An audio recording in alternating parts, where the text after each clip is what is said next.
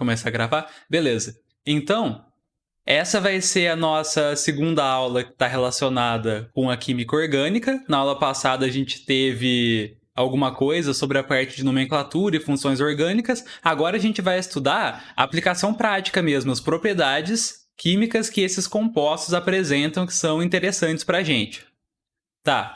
Então, os compostos orgânicos, eles vão apresentar um amplo leque de propriedades. Eles têm muitas propriedades distintas, certo? É uma grande variedade, e essas propriedades vão estar diretamente ligadas à estrutura química desses compostos, certo? Então, se eu olhar para a estrutura, para as funções orgânicas, para o número de carbono, para o tipo de cadeia, isso daí vai me dando informações sobre essas propriedades.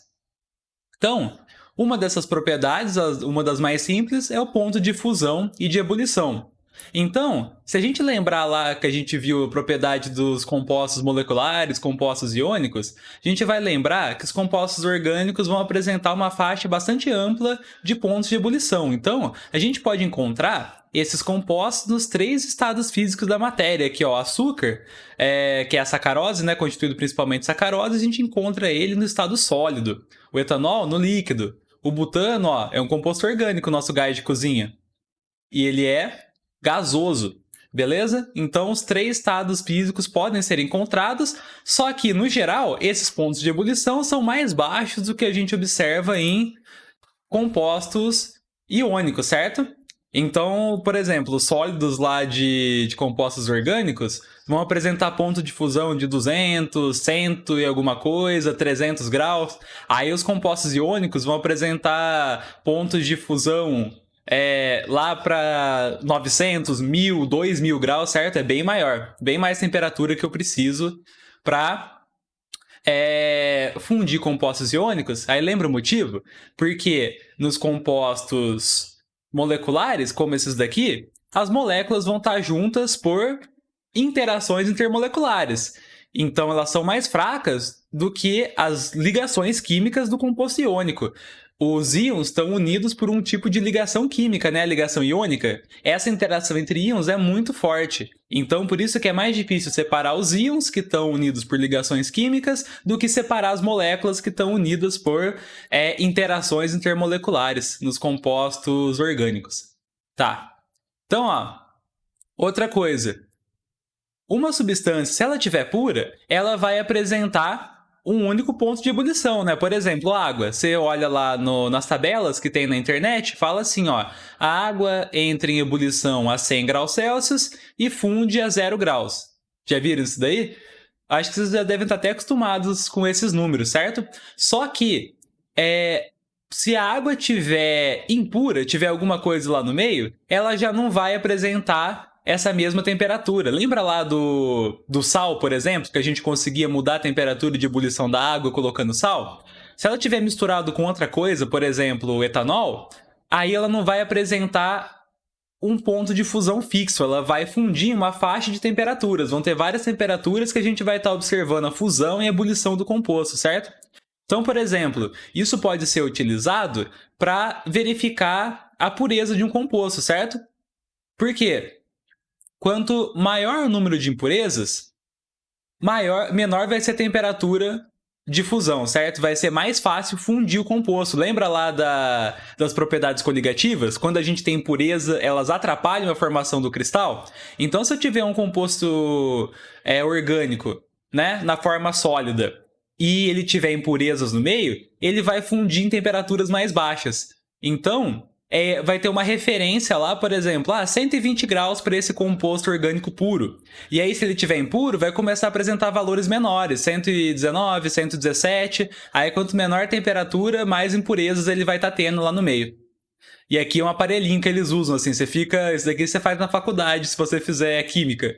Você fica lá com o composto que você sintetizou, aí coloca ele, tem tipo essa lupinha e o aparelho vai esquentando. A hora que você vê que começou a formar gotinhas aqui, você anota a temperatura que começou a formar gota, anota a temperatura que terminou de fundir tudo, né, de derreter o sólido, e aí você vê essa faixa de temperaturas. Vai ter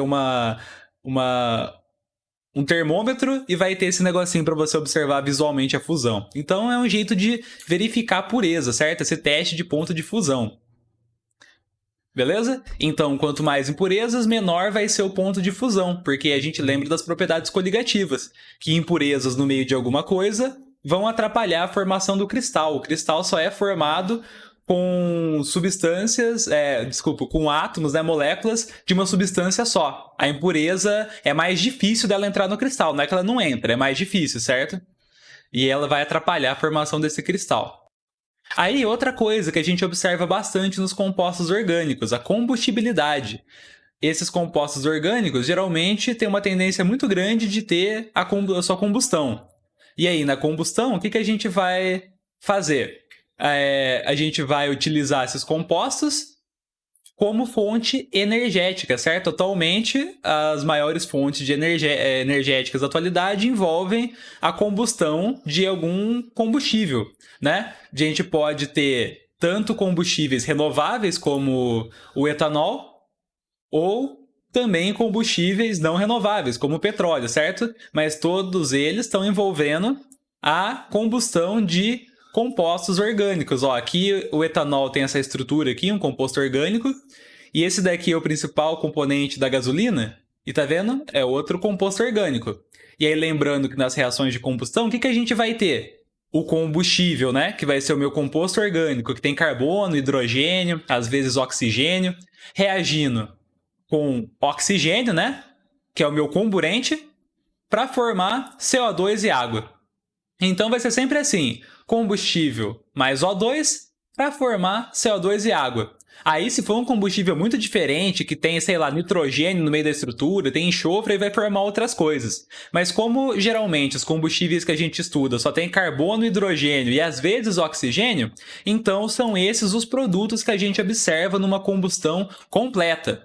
Aí, lembrando também que se a gente não tiver exatamente essa proporção de oxigênio, a gente acaba formando outras coisas. Por isso que na combustão a gente sempre quer acertar essa proporção aqui, para que a reação seja estequiométrica e produza só isso. Senão a gente pode produzir, por exemplo, monóxido de carbono e outros compostos nocivos.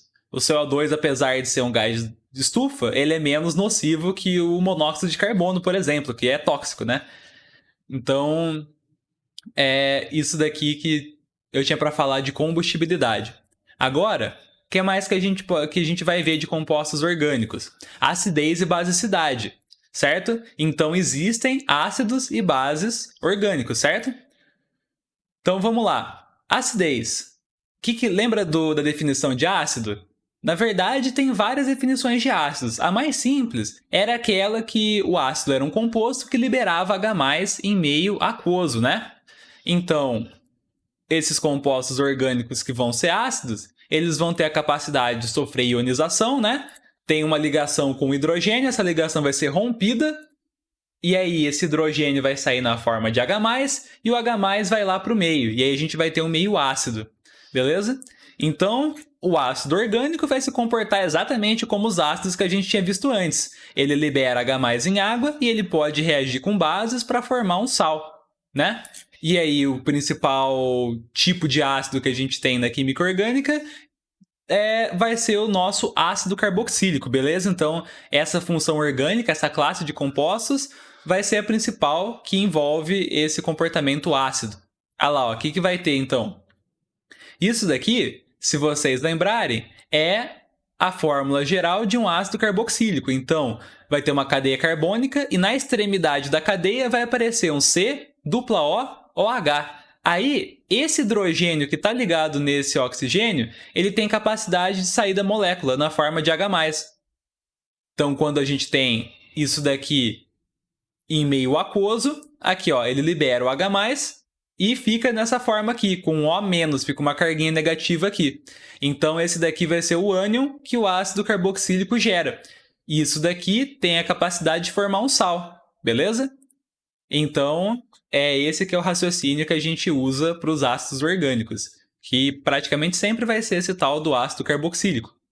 O que pode acontecer, às vezes uma molécula também possui mais de um ácido carboxílico na estrutura. E aí cada COOH consegue liberar um H+, esse hidrogênio aqui, beleza? Então, ó, um ácido carboxílico formando esse íon que a gente vai chamar de carboxilato, né?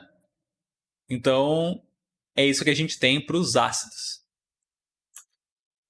Até aqui tá ficando beleza, pessoal? Isso daqui depois acho que o mais não tem tanto raciocínio, assim, é mais estudar e ficar familiarizado com as coisas.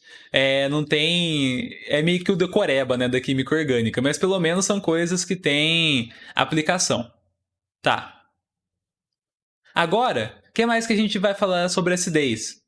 Tem outros compostos que também exibem esse comportamento não tão intenso assim como o ácido carboxílico, né? Eles liberam muito pouco H+, só que alguns deles, quando a gente coloca com uma base, aí sim eles vão reagir para formar um sal. Beleza? Então são ácidos muito fracos. Então, os álcoois e os fenóis, eles têm esse comportamento ácido, só que é muito mais fraco que de um ácido carboxílico. Tanto é que se a gente colocar álcool em água, a gente não observa que muda o pH. Mas se a gente reagir o álcool com uma base forte o suficiente, ele vai formar um sal. O fenol também. Então o que vai ser, ó?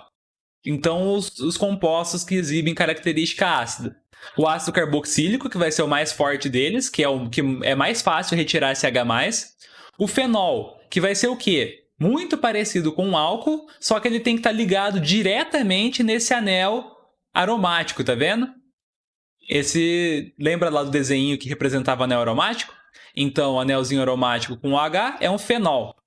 E uma cadeia carbônica diferente dessa daqui, ligada no OH, vai ser um álcool.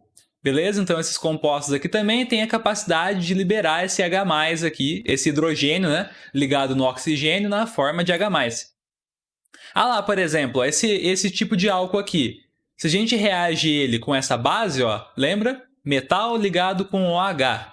Então, isso daqui vai ser uma base. E quando a gente reage, ele vai liberar esse hidrogênio na forma de H+, e vai reagir com esse OH-, formando água. E aí, o que sobra? Sobra esse ânion, que vai ser derivado do álcool, e o K+. E aí eles formam um sal, tá vendo? K+, e essa moleculinha aqui, esse íon, com uma carga negativa, e esses dois vão formar um sal. Beleza? Então, é o mesmo raciocínio de antes de ácido e base. A única coisa é que agora a gente tem um composto orgânico e esse hidrogênio ligado ao oxigênio que vai ser liberado na forma de H+.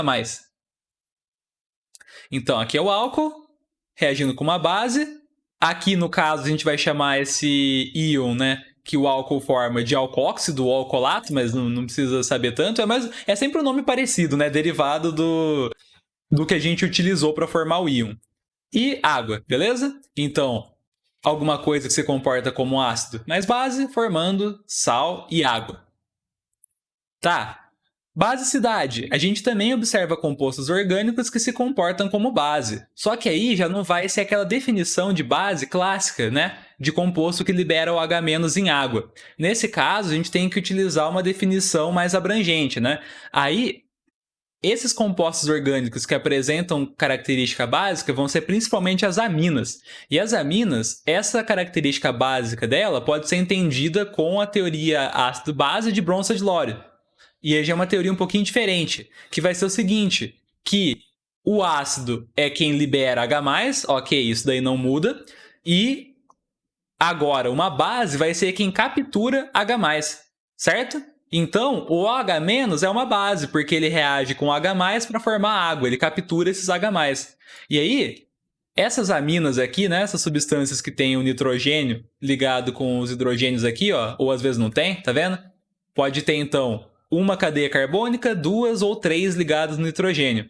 E isso daqui vai ser uma amina, e isso vai apresentar a característica básica, porque esse nitrogênio pode capturar o H+ do meio. Ah lá, ó, tá vendo? Uma amina reagindo com água, ela pode vir e roubar um H+ da água. Ó, tá vendo? Roubou o H+.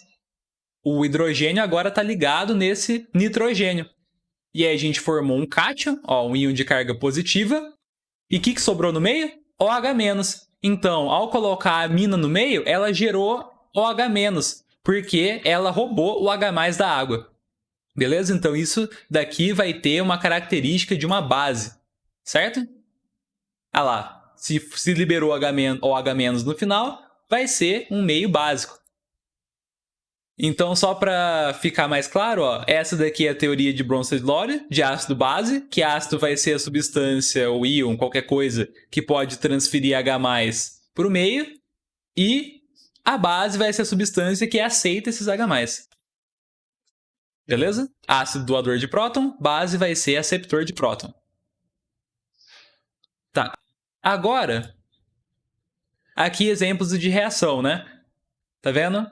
Água reagindo com NH3, que pode se comportar como uma base. E aí, o que a gente vai falar? A gente vai falar que o ácido, ele forma uma base conjugada. Sempre um ácido, depois de reagir com uma base, ele vai formar uma base conjugada. E a base forma um ácido conjugado. Certo? Porque, ó, a gente pode pensar na reação contrária também. A água, quando ela reage com uma base, ela vai formar o OH-. Se a gente pensar aqui a reação de volta, o OH- ele vai estar roubando esse H+. Então, o OH- se comporta como base. Então, a água deu origem a isso daqui, então ela vai ser um ácido aqui, nessa situação. Aqui também, ó, aqui um ácido orgânico. Tá vendo? Isso daqui é um ácido carboxílico. Quando aparece esse CO2H, a gente está falando que é um ácido carboxílico, reagindo com água para formar o H3O+, e isso daqui, certo? Então, esse íon aqui do ácido carboxílico, ele pode ser considerado uma base. Por quê? Porque se ele recapturar o H+, que ele perdeu, ele forma o ácido carboxílico. Então, tem essa relação aí sempre do ácido formando base, da base formando ácido. Só que aí a lógica aqui é que sempre o ácido e a base que a gente forma no final da reação vão ser os mais fracos. O ácido conjugado e a base conjugada vão ser mais fracos. E aí o ácido e a base tendem a ficar nessa forma mais fraca. Tá. E aí também tem a teoria de Lewis. Daqui só para complementar, né? O ácido de Lewis vai ser um receptor de par de elétron e a base vai ser um doador de par de elétrons. Então muda, né? Antes era o ácido doador de H+, e a base aceptora de H+. Aqui troca o que a gente está doando e recebendo, né? Agora, o ácido recebe par de elétrons e a base, ela doa par de elétrons. Porque, ó, o OH-, se a gente pensar, essa carga negativa, ela vem de um par de elétrons. Então, o OH- está doando esse par de elétrons. E o H+, ele está recebendo elétrons, né? Ele tem essa carga positiva, ele pode receber elétrons, então. E aí ele vai ser um receptor de par de elétrons. E aí tem umas substâncias diferentes aqui que podem ser consideradas como ácido e base agora, né? Aqui, ó, agora só muda o conceito do jeito que a gente está pensando. O NH3, a gente pensava que ele roubava esse H+, e quem captura H+, é base, para o Bronça de Lore. Agora, para o Lewis, a gente pensa, ó, que se ele está doando esse par de elétrons para o hidrogênio, ele vai ser, então, uma base. E aqui, ó, aqui a mesma coisa de antes, né? Base, ácido, e esse daqui vai ser o ácido conjugado e a base conjugada. Só que aqui, isso daqui amplia um pouco mais, ó. Por exemplo, essa substância aqui, esse BF3. Isso daqui, ele consegue receber par de elétrons. E a amônia, ela tem capacidade de doar par de elétrons. Então, quando a gente junta isso daqui, a gente forma essa substância, que é como se fosse um sal, né? E aí ele vai ser formado pelo compartilhamento de elétrons. E aí a amônia atua como uma base e esse negócio, como está recebendo par de elétrons, atua como ácido. Então já amplia um pouco mais. Tá vendo? Uma substância que nem tem H+, pode ser considerada como ácido porque recebe par de elétrons. Certo? Mas para os compostos orgânicos mais comuns, a gente pode entender com aquela outra teoria. A de Bronsted-Lore já é suficiente para entender. Então, composto orgânico ácido doa H+. Composto orgânico básico recebe H+, captura. E aí fica com carga positiva. Ah lá também, ó, outro exemplo. A amina pode reagir como ela é uma base, né? Ela pode reagir com ácido e forma um sal. E aí, ó, quando ela captura o H+, ela fica com uma carga positiva aqui. E aí ela pode formar um composto iônico com o Cl-. Íon positivo e íon negativo. Formou o nosso sal. Beleza? Então, aminas têm capacidade de reagir com água e aí forma OH- no meio e pode reagir com os ácidos para formar sais. Tá. Outra coisa importante para os compostos orgânicos, solubilidade e interações químicas, certo? Essas duas coisas estão bastante interligadas. Olha lá, ó. Com relação à interação de compostos, uma característica importante é essa tal de hidrofilicidade. O que vai ser? Compostos hidrofílicos vão ser aqueles compostos que gostam de interagir com a água, certo? Então, geralmente são os compostos que se misturam bem, né? Por exemplo, a gente coloca etanol com água, mistura. A gente coloca sal na água, mistura. O açúcar, né, mistura na água. Então, esses compostos que interagem bem com a água, a gente pode caracterizar eles como hidrofílicos. E esses compostos hidrofílicos, a gente vai observar que eles apresentam uma característica em comum. No geral, os compostos orgânicos hidrofílicos, eles vão apresentar esses grupos OH, certo? Então, vão ser ácidos carboxílicos, vão ser álcoois, certo? E aí, esses grupinhos OH, eles vão ter capacidade de formar ligações de hidrogênio com a água.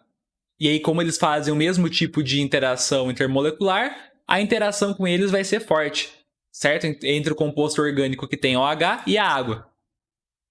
Aqui, ó, por exemplo, esses compostos aqui, tá vendo? Vão ser compostos bastante polares e eles vão ter interação muito forte com a água. Eles vão gostar de interagir com a água. São compostos hidrofílicos. Esse daqui porque, ó, uma moleculinha pequenininha, cheia de OH. Aqui, ó, também tá vendo um monte de OH. Então, isso daqui gosta de interagir com a água, que é muito parecido com isso, né? A diferença é que a água é hidrogênio, oxigênio e outro hidrogênio. Aqui a diferença é que nesses oxigênios tem uma cadeia carbônica para cá, mas esse pedacinho OH interage muito bem com a água.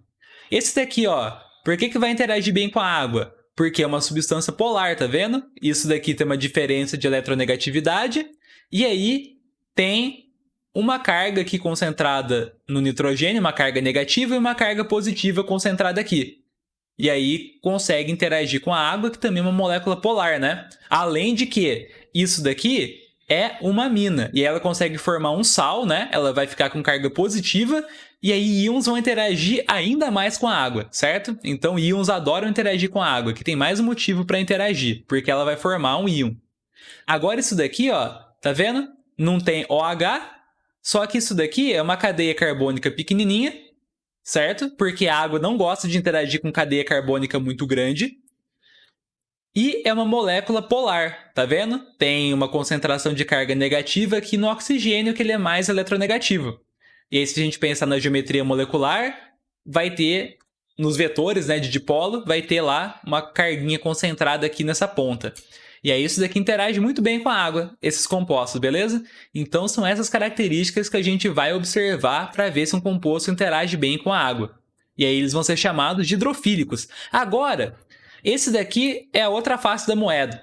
Os compostos hidrofóbicos, que são os compostos que vão interagir mal com a água. Por exemplo, quando a gente mistura óleo e água, a gente vê que o óleo não se mistura com a água. Então a gente chama o óleo de um composto hidrofóbico. E aí esses compostos vão apresentar baixa polaridade, certo? A gente não vai ver, no geral, que esses são compostos polares. Se eles tiverem alguma parte da molécula polar, vai ser uma parte pequenininha. E aí eles vão ter uma grande parte da molécula composta de carbono e hidrogênio, certo? Cadeias carbônicas. E aí cadeias carbônicas não interagem bem com a água, certo? Porque vai ser um negócio apolar. E aí o único jeito de interagir duas substâncias apolares é por aquelas interações, né, do tipo dipolo induzido, que a gente tem que distorcer a nuvem da molécula. Então, ó, por exemplo, essa molécula aqui, tá vendo? Ela só tem carbono e hidrogênio. Então, ela é apolar, não vai interagir bem com a água. Essa outra aqui, ó, tem um monte de oxigênio, OH, mas olha o tamanhão da cadeia carbônica que ela tem, tá vendo? É uma cadeia carbônica gigante. E aí, tem poucos OHs para uma cadeia tão grande assim. Então, quando a gente tem uma cadeia carbônica grandona e poucos OHs, então isso daqui vai ter mais característica hidrofóbica. Tanto é que isso daqui é um óleo famoso, né? Tipo esse castor oil aqui, não sei se é óleo de castor, que é a tradução certa, assim, que aparece em português, mas é muito utilizado em produtos de beleza, é um dos componentes, assim, é um óleo bastante utilizado. E aí é um óleo, né? Não se mistura tão bem com a água. Ah lá, ó, essa outra molécula aqui, opa, ela tem cloro. Cloro não é bastante eletronegativo? É, só que aqui, ó, tá vendo que os cloros são distribuídos igualmente nessa molécula. Então, isso daqui vai ser uma molécula apolar. esse CCl4 aqui? É o tetracloreto de carbono. É um negócio que dissolve gorduras muito bem, porque é uma substância apolar. Por outro lado, ele não interage bem com a água. Isso daqui não se mistura, certo? Ah lá, ó, isso daqui. Isso daqui é como se a gente estivesse pensando numa parte da estrutura do grafite. É que o grafite é isso repetido infinitamente, né? Ou também, né? Isso daqui é a mesma forma do carbono que a gente encontra no carvão.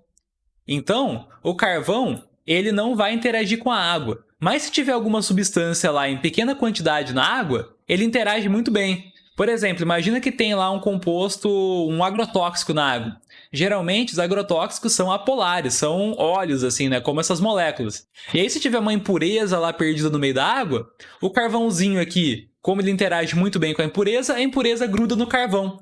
Então, por isso que utilizam tanto esse carvão ativado para purificação de água, certo? Porque ele não interage tão bem com a água, mas interage com as impurezas que estão na água. E aí, como eles interagem bem, o carvão e a impureza vai lá e gruda no carvão, e aí a gente purifica a nossa água, beleza? Aqui, ó, um filtrinho com esse tipo de carvão. E aí, a gente fala que é o carvão ativado quando ele tá... a gente purifica ele, né? Tenta pegar principalmente só o carbono. E também a gente tem que moer bastante para ter bastante área superficial, para ficar um pó bem fininho, para ter bastante área para as impurezas grudarem, certo? Porque se a gente colocasse um tijolão de carvão, as impurezas grudam apenas na superfície. O meio lá do carvão a gente não ia aproveitar, por isso que a gente moe, para ficar mais superfície para as impurezas poderem grudar. Então isso daqui aparece bastante em prova, pessoal, esse negócio. Como é que funciona esse negócio da purificação com carvão ativado? Por que você tem... Já viram também que eles falam, se algum bicho foi envenenado, dá carvão ativado? Porque também, geralmente, as moléculas dessa toxina são moléculas apolares, que não interagem tão bem com a água, e aí eles grudam no carvão ativado, e aí não vai ser liberado para o organismo. Então, tem vários usos desse carvão ativado. Beleza? Então, essa propriedade vai estar relacionada, então, com a hidrofobicidade. Compostos hidrofóbicos interagem muito bem entre si, só que não gostam de interagir com a água. Eles têm medo de água. Beleza? Tem fobia da água. Agora, uma outra coisa que a gente pode pensar é o raciocínio contrário. Uma substância que é hidrofóbica, que não gosta de água, geralmente é lipofílica. Substância lipofílica gosta de interagir com óleos e gorduras, que são compostos apolares, certo? Então, geralmente, uma substância hidrofílica, que gosta da água, é lipofóbica, não gosta de gorduras. Enquanto uma substância que é hidrofóbica, que não gosta da água, ela vai ser lipofílica, gostando de gorduras. Beleza? Então, não é... A gente vai ver um exemplo, né, que não é exatamente o contrário, mas geralmente uma substância que gosta da água não gosta de gordura, e vice-versa. Beleza? Então, esses compostos aqui, a gente pode pensar neles como compostos lipofílicos também, interagem muito bem com as gorduras e os óleos. Tá. Isso daqui estava muito relacionado com a solubilidade. Lembra que a gente viu em umas aulas atrás, ó? Substâncias polares vão dissolver substâncias polares e substâncias apolares vão dissolver outras substâncias apolares. Os semelhantes se misturam.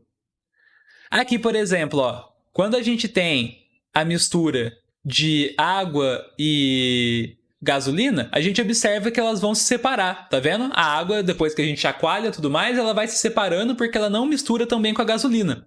A gasolina, ó, composta principalmente de hidrocarbonetos, é bastante apolar e aí é insolúvel em água. Beleza? Ah lá, ó. Por quê? Porque essas moléculas interagem por meio de forças de London. A água, as moleculinhas dela vão interagir por meio de ligação de hidrogênio principalmente. E aí, não é o mesmo tipo de interação, elas não vão gostar muito de se misturar. Aí a gasolina é um composto bastante hidrofóbico e a água é ela mesma, né? É hidrofílica, certo? Então vão ser praticamente immiscíveis. Agora, quando a gente mistura a água e o etanol, eles misturam bastante, tá vendo? Ó? Olha o que tem no etanol. É uma cadeia carbônica pequenininha e tem um grupo OH. Então isso daqui vai interagir bem com a água. Ah lá, ó, ele consegue fazer ligação de hidrogênio com a água, porque tem hidrogênio ligado ao oxigênio na estrutura. E aí as duas moléculas conseguem interagir por meio de ligação de hidrogênio, e aí interagem muito bem, então vão ser completamente solúveis uma na outra. A gente pode misturar em qualquer proporção que a gente vai conseguir misturar etanol e água. Beleza? Ó, agora, pessoal, vamos ver se vocês estão entendendo. A gente vai fazer uns testezinhos aí para ver se vocês conseguem caracterizar uma molécula, bater o olho e falar se ela é polar ou apolar. E aí vai ser hidrofílica ou hidrofóbica, né? Se vai gostar de água ou vai gostar de interagir com a gordura. Vamos ver. Essa molécula aqui, o que vocês acham? Que interage bem com a água ou interage mal? Vai gostar da água ou da gordura?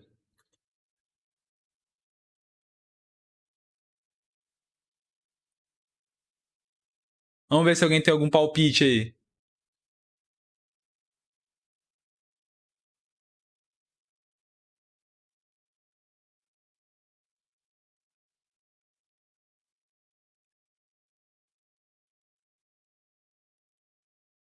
Boa!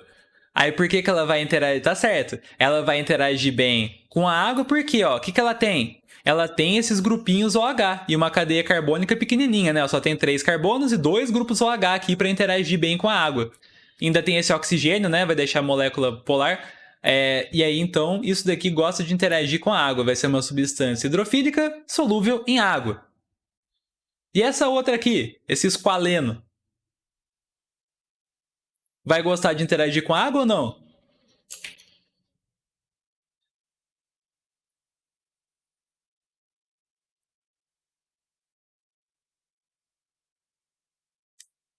Esse daqui, ele não vai gostar de interagir com a água. Por quê? Porque é uma cadeia que só tem carbono e hidrogênio, que eles têm praticamente a mesma eletronegatividade, então esse daqui vai ser apolar. E como a água é polar, eles não vão se misturar muito bem. Isso daqui vai ser um composto hidrofóbico, não gosta de água. E aí ele vai ser solúvel em solventes que são apolares como ele, né? Algum solvente orgânico também. Beleza?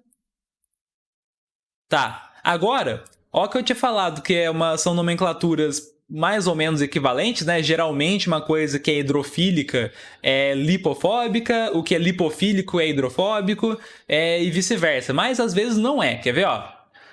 E também a gente sempre pensa, né? Ah, uma substância hidrofílica é solúvel em água. A hidrofóbica não é. Mas vamos ver que não é bem assim, ó. Por exemplo, a celulose. Quando a gente olha para a celulose, o que a gente pensa? Que ela vai interagir bem ou mal com a água? Ela vai ser hidrofílica ou hidrofóbica? Olha para a cara dela. E aí? Celulose hidrofílica ou hidrofóbica?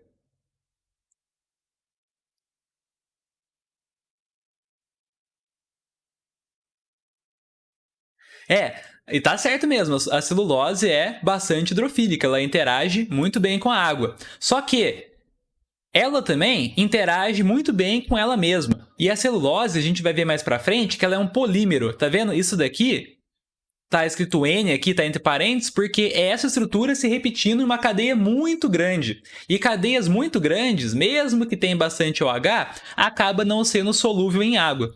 Beleza? Então, apesar dela ser hidrofílica, ela é insolúvel, porque ela forma cristais onde ela interage muito bem com ela mesma, e também porque é uma molécula muito grande. Moléculas muito grandes acabam não sendo solúveis em água. Beleza? Mas a gente vê que ela interage muito bem com a água. Por exemplo, o algodão. O algodão ele é constituído principalmente de fibras de celulose. E a gente vê que quando a gente coloca a nossa roupa de algodão, ela encharca, né? Ela pega bastante água. Então significa que ela está interagindo bem com essa água. Uma roupa que molha bem. Vocês já viram, né, também que aqueles tecidos sintéticos, que geralmente são compostos apolares, a gente coloca a água, parece que não molha o negócio, né? A água fica meio por cima, forma até umas bolinhas. Porque não está interagindo bem com a água. Mas a celulose interage. A única coisa é que, por ser molécula muito grande, acaba não sendo solúvel. Olha o Teflon. Teflon vai ser o quê? Hidrofílico ou hidrofóbico? Olha para a cara do Teflon. Essa estrutura se repetindo várias vezes. Um montão de C ligado com flúor aqui, ó. Carbono, carbono, carbono, carbono. Todos os carbonos vão ter flúor. E aí? O Teflon, ele vai ser hidrofóbico, né? Porque, apesar do carbono e do flúor terem eletronegatividades bastante diferentes, quando a gente pensa no cabinho de guerra, ó, o flúor roubando os elétrons aqui para cima, esse flúor roubando os elétrons aqui para baixo, certo? Essa molécula aqui vai ser apolar, porque os momentos de dipolo vão se cancelar. Então, isso é mais fácil de ver, que o Teflon é hidrofóbico. Agora, o Teflon vai interagir bem com gorduras? Ele não vai. Por quê? Porque o flúor, ele é um átomo que é muito pequenininho. E o flúor, se a gente... Aí tinha que lembrar das propriedades periódicas, né? Que aí o flúor é um átomo bastante pequeno, né? E aí os elétrons nele estão bastante presos, ele é bastante eletronegativo. E aí, para ter interações entre substâncias apolares, lembra que elas tinham que distorcer essa nuvem eletrônica? Elas surgiam porque quando a nuvem eletrônica distorcia, gerava umas carguinhas temporárias que se atraíam, né? As forças de London. O Teflon, por causa dele ter muito flúor aqui, esse flúor não consegue distorcer muito bem a nuvem eletrônica. E aí, ela também não vai interagir bem com gordura, porque ela não consegue fazer essas interações de London de forma efetiva. E aí o Teflon, além de hidrofóbico, ele é lipofóbico, ele não interage bem nem com água, nem com a gordura. Por isso que eles revestem panela com isso, né? Para ser uma panela antiaderente, para não ficar com água, né? Coisas com água grudarem na panela e nem coisas com gordura. Beleza? E aí aqui só para ter essa diferença, né? Para falar que não é exatamente a mesma coisa, né? O hidrofóbico e o lipofílico, tudo mais. Podem ter substâncias que não interagem bem com ninguém, podem ter substâncias que interagem bem com os dois, podem ter substâncias que interagem bem com a água, mas não são solúveis. E aqui a gente apresentou alguns exemplos e os motivos por que essas substâncias apresentam esse comportamento diferente aí, certo? Mas no geral, aquela regrinha vale. Uma substância que não gosta da água vai gostar da gordura e vice-versa. Tá. O que a gente tem também são esses compostos anfifílicos.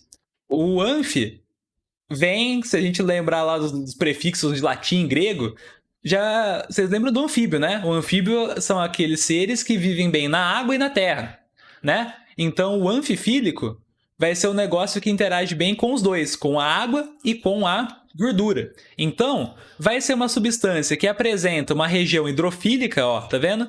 Uma região que tem, ó, carga, tá vendo? C dupla O, ó, essa parte é bastante polar. E aí interage bem com a água. Olha aqui, ó, tem um outro íon nessa ponta aqui que interage muito bem com a água. E aí, a outra parte da molécula, ó, é uma cadeia carbônica gigante que só tem carbono e hidrogênio. Isso daqui é bastante apolar, vai interagir bem com gorduras. Então a molécula tem uma extremidade que interage muito bem com a água e uma extremidade que interage muito bem com a gordura.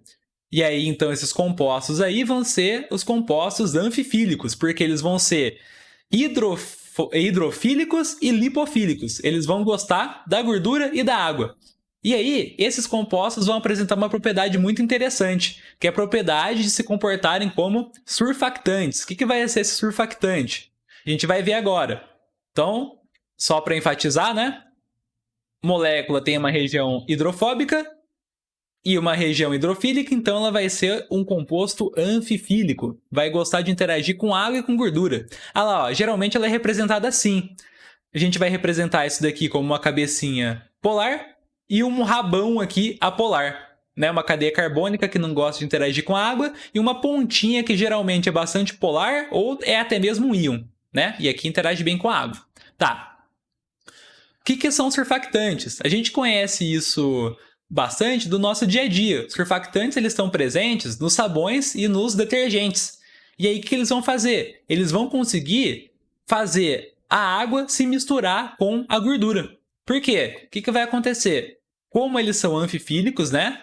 Eles vão se misturar bem com a água e com a gordura. Eles vão fazer como se fosse a ponte de interação entre essas duas classes de substâncias. Ah lá. Então, eles vão atuar como surfactante e eles vão diminuir a tensão superficial da água. Vocês já repararam que a água, a superfície dela fica como se fosse uma película? Que até insetos conseguem andar por cima da água? Isso daí é um negócio que dificulta essa mistura, né? A água, quando ela está interagindo com gordura, ela forma uma película em volta da gordura, uma película que não deixa a gordura se dispersar pela água. E aí o surfactante atua, uma das coisas, né, quebrando essa película de água. E aí ela vai facilitar essa mistura dos dois compostos. E aí essa mistura vai acontecer através da formação de umas estruturas que a gente chama de micelas. Isso daqui não é que cai no vestibular, isso aqui despenca. Parece que toda prova tem um negócio de micela, certo? O que vai ser a micela? Micela vai ser formada dessa forma. A gente tem o nosso surfactante, que tem uma parte polar e uma parte apolar. Essa parte interage bem com a água, o rabão interage bem com a gordura. Olha lá, ó, um exemplo de molécula que atua como surfactante. Ó. Uma parte que tem carga, vai interagir bem com a água, o rabão que gosta de interagir com a gordura. Ah lá, ó, então o que vai acontecer? Quando elas estão em um copo com água, por exemplo, ó, coloquei detergente na água, o que vai acontecer? Se a gente pudesse observar essa superfície, a gente ia ver que essas moléculas ficam com as cabecinhas polares para baixo, né, para interagir com a água, e no ar, o que tem geralmente no ar? O2, N2, esses gases que tem no ar são apolares também. Então, eles deixam o rabão para interagir com o ar, que tem característica apolar, certo? Então, eles ficam dessa forma aqui na água, com os rabinhos para cima. E alguns acabam indo para o meio da solução. Aí, o que acontece? Quando a gente lota essa superfície de surfactante, os surfactantes não têm outra escolha para onde ir, eles vão indo para o meio da solução. E aí, quando eles estão lá no meio da solução, quando a gente junta uma quantidade grande o suficiente de surfactante, eles acabam se organizando dessa forma aqui, tá vendo? Eles formam como se fosse uma cápsula em que os rabinhos que gostam de interagir com a gordura estão interagindo entre si e eles deixam para fora, ó, uma capinha que é constituída pelas essas partes polares que interagem bem com a água, tá vendo? Então, eles estão expondo as partes que interagem bem com a água para ter contato com a água, e as partes que não gostam de interagir com a água, eles estão colocando para o meio lá da estrutura, estão escondendo da água. E essa estrutura que a gente chama de micela. E essa estrutura permite que a gente misture a água com o óleo. Como assim? Ó? Por exemplo, imagina que isso daqui é uma sujeirinha, aqui, um óleo, uma gordura. Aí ó, começa a vir os surfactantes e grudar o seu rabão na gordura. Beleza? Aí, vai chegar o momento em que vai se destacar essa gotinha de gordura. E aí, o que acontece? Olha essa estrutura aqui. Eles vão colocar os rabinhos em contato com a gordura. E isso vai fazer como se fosse uma película bastante hidrofílica em volta dessa gota de óleo de gordura. Tá vendo? E aí, a gota, então, essa coisinha aqui, essa estrutura, ela vai estar escondendo a gordura da água. Beleza? E para fora dessa estrutura tem a cabecinha polar que vai interagir bem com a água, tá vendo? Então a gente consegue misturar o óleo na água formando essas estruturas aqui, que encapsulam a gotinha de óleo com uma camadinha hidrofílica, tá vendo? E aí como que eles vão interagir com o óleo? Com o rabão apolar e deixa a cabecinha polar para fora, certo? Então é assim que atua um surfactante. Aqui, ó, então, uma micela, tá vendo? Então, a gente tem o negócio que tem a parte apolar e a parte polar. E aí, a gente consegue colocar gordura aqui no meio, tá vendo? O rabinho interage com a gordura e para fora fica a parte polar que interage bem com a água. Isso daqui vai ser o que a gente chama de micela, que é essa estrutura com surfactante, com a gordura dentro. E do lado de fora a gente tem um meio de água. Tá, essa é a micela normal. A gente pode ter também o contrário, ó. Se a gente tiver um monte de óleo e uma gotinha de água, o surfactante também vai ajudar essa mistura a acontecer. Aqui, ó, então, só fica ao contrário, né? Esse contato, essa organização, ó. Fica a cabecinha polar, né, em contato com a água e eles deixam para fora os rabos. Tá vendo? Essa parte apolar que vai interagir bem com o óleo. Tá vendo? E aí do lado de fora, então, da micela, só vai ter partes da molécula que interagem bem com o óleo. A água vai ficar escondida aqui no meio. E aí a gente consegue misturar a água e o óleo. E essa que a gente chama de micela reversa. Também tem outras estruturas interessantes que a gente consegue formar com esses surfactantes. Sempre pensando nesse raciocínio, né? Deixa a parte comprida lá, a nossa cadeia polar em contato com o óleo ou a substância hidrofóbica e deixa a cabecinha polar em contato com a água. Isso daqui, essas estruturas, aparecem em espumas, por exemplo, né, na nossa bolinha de sabão. Como é que está lá organizada a bolinha de sabão? Na bolha de sabão, a gente tem uma bicamada de surfactante. Como é que vai estar aqui, então? Ó? A gente tem a água. E aí, o que a gente tem em volta da bolha? Uma camada de água, estabilizada pelo surfactante. Ó, a bolha, então, é uma camada de água. E aí, essa camada, o que vai ter? Ó? Tá vendo? Olha como é que o surfactante fica organizado. Ele fica dessa forma. Então, a cabecinha polar fica do lado de dentro, para interagir com a água que está nessa camadinha aqui. E pro lado de fora fica a cabecinha apolar, que interage bem com o ar. Beleza? Então, é assim que o surfactante se comporta quando a gente tem uma bolha. E aí tem outras coisas que a gente pode pensar como se fosse um surfactante, né? Tem membrana celular, que apresenta uma estrutura parecida com essa daqui, né? Então tem várias estruturas legais que os surfactantes formam. Essas daqui são as principais. Beleza? Fez sentido aí como é que atua o surfactante? Como é que a gente mistura água e óleo? Beleza. Ah lá, ó. Aqui, só para falar um pouquinho só, a gente tem diferentes tipos de surfactante. A gente pode ter um surfactante aniônico, que é quando essa parte polar é um ânion. O catiônico, quando é um cátion, né, o próprio nome já diz. O que a gente não pode confundir é isso daqui. Os surfactantes, eles vão ter uma carga, né? Então, por exemplo, ó, ele pode ser um ânion ou um cátion. Então, eles têm capacidade de formar sais. O nosso sabão, o nosso detergente, ele está lá na forma de um sal, né? E aí, o que dá nome para ele? É a carga que está na estrutura do detergente, não no íon que é utilizado para formar o sal, tá vendo? É o que está junto com essa cadeia grandona. Então, ó, anexado com essa cadeia grandona, tem esse grupo SO3 que tem uma carga negativa. Então, por essa carga negativa, ele é um surfactante aniônico. Ele tem um ânion na estrutura. Esse daqui tem um cátion na estrutura, uma carga positiva. O surfactante também pode ser não iônico, ó, pode ser um negócio que tem uma cadeia polar lá e tem um OH na ponta. E aí ele acaba interagindo um pouquinho com a água, né? E com substâncias apolares, e aí é um surfactante não iônico. Agora, a gente pode ter também, ó, esse daqui que a gente chama de anfótero, porque ele tem carga negativa e positiva. E isso também faz com que ele interaja bem com a água. Então, são os tipos de surfactante que a gente pode ter.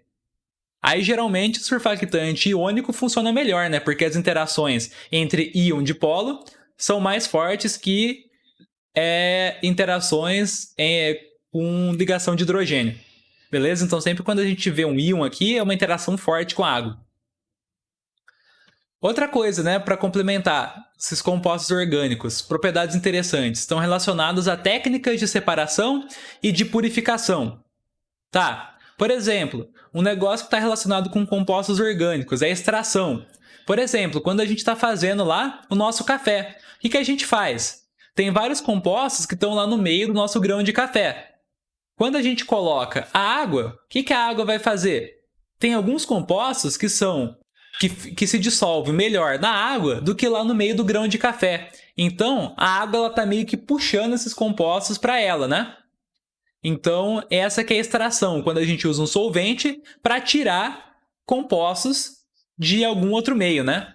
Então, a gente pode tirar compostos orgânicos de sólidos, né? Ou pode tirar de outros líquidos. Aqui um exemplo de extração líquido-líquido. A gasolina que a gente compra, ela tem uma porção de etanol no meio. Então, a nossa gasolina, ela tem lá a gasolina pura misturada com etanol, certo? E tem uma porção lá, uma proporção que é estabelecida pela lei, que é o máximo que você pode pôr de etanol no meio da gasolina, tá? Só que aí, o que acontece? Alguns postos, né, para dar uma lucrada a mais, etanol é mais barato, eles colocam muito etanol na gasolina, para tentar ter uma margem de lucro maior. Só que o que você pode fazer? Se você tem essa gasolina que está misturada com etanol e você coloca água lá no meio, o que a água vai fazer? A água, ela odeia interagir com a gasolina, só que ela gosta de interagir com o etanol. E o etanol? Ele interage mais ou menos com a gasolina, né? Tá lá a gasolina lá no meio, vou interagir com ela, fazer o quê, né?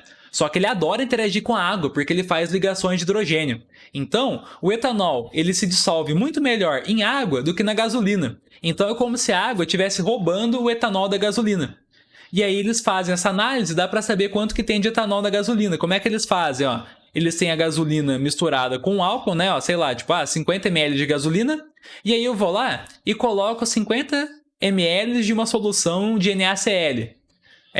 O sal ajuda a separar melhor as fases, né? Porque às vezes quando a gente mistura fica cheio de bolha. Isso daqui, o sal é só para ajudar a separar as fases mais fácil.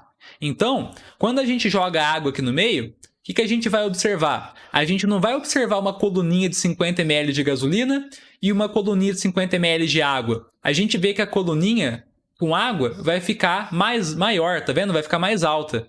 Aqui aumentou 11 ml. O que significa? Que esses 11 ml são de álcool, né? Porque eu tinha colocado 50 ml de água e aí tem 61 ml de coisinha transparente aqui. O que é essa fase transparente? Essa incolor, né? Na verdade, os dois são transparentes. Essa fase incolor aqui vai ser o quê? Vai ser água com o etanol que ela conseguiu extrair da gasolina. Então, a extração é uma propriedade importante que a gente pode utilizar para isolar compostos orgânicos, para tirar de algum lugar, né, e passar para outro. Aqui também, ó, a gente pode extrair esse negócio, extração dessa substância aqui, bichina, da semente do urucum. Aí olha outra estratégia aí, o que eles fazem? Esse negócio está dissolvido lá no meio do urucum, que tem sólidos, tem óleos essenciais, né? Isso daqui pode ser que tá lá no meio de um óleo essencial. E aí, eu quero extrair essa substância do óleo. O que eu faço? Aqui é uma outra estratégia, ó. O que eu vou fazer? Isso daqui tem um ácido carboxílico na ponta. Então, eu vou colocar esse urucum numa solução básica. Por quê? Porque esse óleo, ele tem um ácido carboxílico na ponta, e aí se eu coloco uma base, ele vai formar o ânion, né? Vai formar um sal. E aí, quando ele tem essa carga negativa aqui na molécula, fica mais fácil dele ser dissolvido em água. Então, se eu coloco isso daqui em uma solução aquosa com base, a base ela vai fazer isso daqui virar um sal, e aí a água vai conseguir extrair esse composto do urucum, beleza? Então, a extração também é muito utilizada para isolar compostos orgânicos de plantas, por exemplo, né? Esses compostos orgânicos naturais. Outra coisa aqui que aparece, daqui vocês podem dar uma olhada depois. Eu vou comentar rapidamente, depois vocês estudam com mais detalhes, mas também não é tão importante assim, né? Mas é bom saber o que é esse negócio. Recristalização. O que é? É utilizada para purificar compostos orgânicos. Olha aqui, por exemplo, esse negócio tudo sujo aqui. É um composto orgânico cheio de impurezas, é um cristal. Como é que eu obtenho esse composto orgânico purinho aqui? Esse branco é quando ele está puro. O que eu faço? Eu vou dissolver esse negócio em um solvente quente. Por quê? Geralmente o solvente quente consegue dissolver maior quantidade dessa substância. E eu vou colocar um monte. Vou colocar o máximo que eu conseguir do meu composto com impurezas, até virar uma solução saturada. E aí o que eu faço? Eu vou reduzir a temperatura. Depois que eu esfrio o solvente, ele vai conseguir dissolver menos do composto. E aí, o excesso que ficou do meu composto vai começar a cristalizar. Quando eu faço isso de forma lenta, os cristais vão se formando devagarinho. E quando os cristais formam devagarinho, eles vão se formando apenas com o composto puro. E as impurezas ficam lá no meio da solução. Então eu dissolvo e formo o cristal novamente. E aí os compostos, a impureza fica lá no meio. E aí só fica o cristalzinho do composto puro. Então, o segredo do negócio é fazer o processo lento. Porque se for uma cristalização rápida, como é que deve ter sido feita aqui, quando eu formo um cristal muito rápido, ele pode acabar capturando impurezas no meio da estrutura, beleza? E aí, cristais formados lentamente só vão ter um tipo de molécula lá no meio. Tá. Destilação também é um negócio que é muito utilizado na separação de compostos orgânicos, né? Principalmente no petróleo. O que a gente vai ter, então? A propriedade que a gente vai estar explorando, que permite a separação dos compostos, vai ser a diferença de ponto de ebulição. Alguns compostos vão evaporar mais fácil, outros vão ser mais difíceis de evaporar. E aí, quando a gente coloca uma certa temperatura, o vapor ele vai estar mais concentrado em compostos que têm menor ponto de ebulição, que evaporam mais fácil. E aí a gente pode ir separando eles. Ó, aqui, por exemplo, na coluna do petróleo, a gente coloca um óleo aqui, né? A gente esquenta o petróleo. E aí os compostos vão começar a evaporar. Só que o que acontece? Aqui tem um monte de obstáculos nessa coluna, né? E aí, conforme o gás vai entrando em contato com esses obstáculos, ele condensa. E aí, só vai ir aqui para cima da coluna o composto que gosta muito de ficar na forma de vapor, certo? E aí, a gente vai separando, olha aqui, os compostos por diferenças de ponto de ebulição. Tá vendo? E aí, quanto mais para cima, mais volátil é o meu composto, mais fácil é de entrar em ebulição. E aí, os compostos que vão condensando aqui nos obstáculos facilmente, já descem aqui na coluna, são os compostos de menor ponto de ebulição. Então, isso daqui é utilizado bastante para separar compostos orgânicos. Também tem um negócio que é bonito de ver, que é a tal da cromatografia. O que vai ser a cromatografia? Eu vou pegar uma amostra e fazê-la descer por uma coluninha, certo? É como se a gente estivesse ligando uma torneira e deixando a água escorrer, certo? Só que o que vai ser a diferença? A água, né, o que vai ser o nosso solvente aí, pode ser outro tipo de solvente, mas beleza. O nosso solvente, ele não vai escoar livremente. Vai ter aqui uma espécie de obstáculo poroso, certo? E aí o que vai acontecer? Esse obstáculo poroso e o solvente vão ter características diferentes, certo? Tem que ser um polar e um apolar. E o que acontece? A minha amostra, ou ela vai preferir interagir com o solvente, então ela só vai descer, ou ela vai gostar de interagir mais com a minha fase móvel, né, o meu obstáculo. E aí ela vai começando a ficar enroscada, ela vai começando a ficar presa aqui na coluna. E aí, se eu tiver uma amostra com diferentes substâncias, elas vão ter diferentes interações com o solvente e com esse obstáculo, com o que eu chamo de fase móvel, né? E aí, então, eu vou separando essas substâncias por diferenças de polaridade. Aqui, isso daqui pode ser feito para líquidos, né? Ou pode ser feito para gás também. Eu pego meus compostos gasosos, passo por esses obstáculos porosos, né? E aí eu tenho que ver qual composto vai interagir melhor com o meu obstáculo. Geralmente esse obstáculo é apolar, né? Então, quanto mais apolar for o meu composto, mais ele vai ficando retido na minha coluna. E aí é uma forma de separar, tá vendo? E aí isso daqui, quando a gente tem compostos coloridos, fica um negócio bonito, tá vendo? Olha aqui, ó. O meu líquido vai descendo aqui, né? E aí os compostos, por exemplo, se esse líquido for água e o que tem aqui no meio for um negócio apolar, significa então que esses compostos que estão descendo aqui junto com a água gostam de interagir com a água. Os que estão ficando aqui para trás gostam mais de interagir com a nossa matriz apolar. Aqui, ó. Então tem os dois tipos. Ou eu utilizo água com uma matriz apolar, ou eu utilizo um solvente apolar, um óleo, e coloco alguma coisa polar. Tá vendo? E aí, então, se eu utilizo obstáculo com uma propriedade e solvente com outra, eu consigo separar substâncias dependendo se elas gostam de interagir mais com solvente ou mais com obstáculo. E aí, aqui, ó, tá vendo? Em papel também. Então, essa é uma forma também de separar compostos orgânicos. E aí eu pego só a parte que me interessa. Por exemplo, eu quero esse composto aqui que é o rosa. Aí eu deixo escoar a parte que eu não quero. Quando começar a sair o composto rosa aqui na minha coluna, eu pego ele. E depois separei ele dos outros, beleza? Então, cromatografia também é uma forma muito utilizada de separar compostos orgânicos.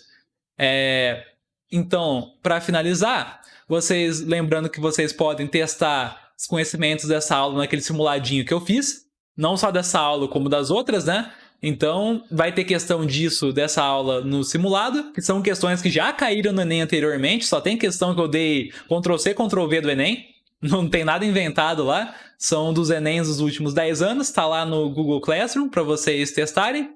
E isso é muito importante, né? Acho que é a parte mais importante agora que a gente está chegando à nossa reta final, é testar, ver se a gente está aprendendo. E se a gente tem alguma dúvida, errou alguma coisa, descobrir o que a gente errou para corrigir, né? Para aprender o certo. Beleza? Então, nosso simulado está lá no Classroom. E se vocês tiverem alguma dúvida, pode perguntar agora. Se não, acabamos nossa aulinha de reposição e aí quarta-feira a gente faz a aula normal mesmo. Beleza? Então é isso, pessoal.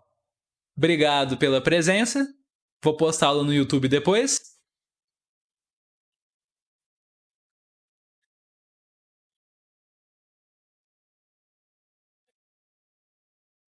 Não surgiram dúvidas na aula?